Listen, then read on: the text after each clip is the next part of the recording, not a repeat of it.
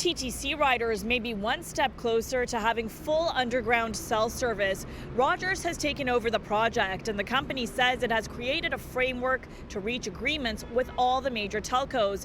But so far, questions remain about whether or not Bell, TELUS, and Quebecor will play ball. Yeah, honestly, that'd be nice. You know, I could communicate with people, let them know where I am. And just being able to keep up with things while you're down there. Are you surprised Toronto doesn't have it yet? Yeah.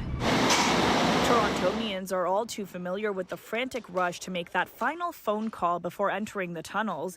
It's the case for everyone except Freedom Mobile users. And this is one of the perks of being a Freedom Mobile user, because that's the only carrier that has access. Yeah, I was surprised too when I had service. I'm like, but I take advantage of every time I'm down there. So. Freedom was the only carrier to sign on with BAI Communications, the prior company in charge of building the TTC cell network in approximately 25% of the tunnels.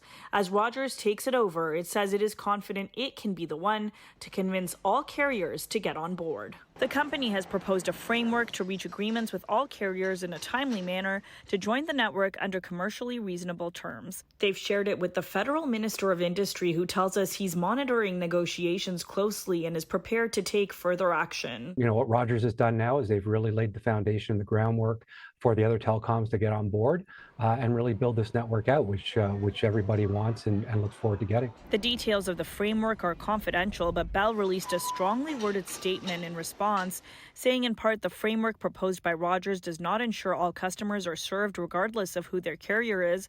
It simply establishes Rogers as the gatekeeper of access to wireless service in the subway. As we have stated before, a joint network build is the best solution. In some ways, Bell has a good reason to be upset, as well as TELUS, is they feel that they were left out of the process and that there was a lack of transparency really through the city of Toronto. Meanwhile, Quebecor, which currently owns Freedom Mobile, tells us they will maintain wireless services in Toronto's subway system and will also be discussing improvements to the wireless infrastructure, adding they're confident those talks will be productive.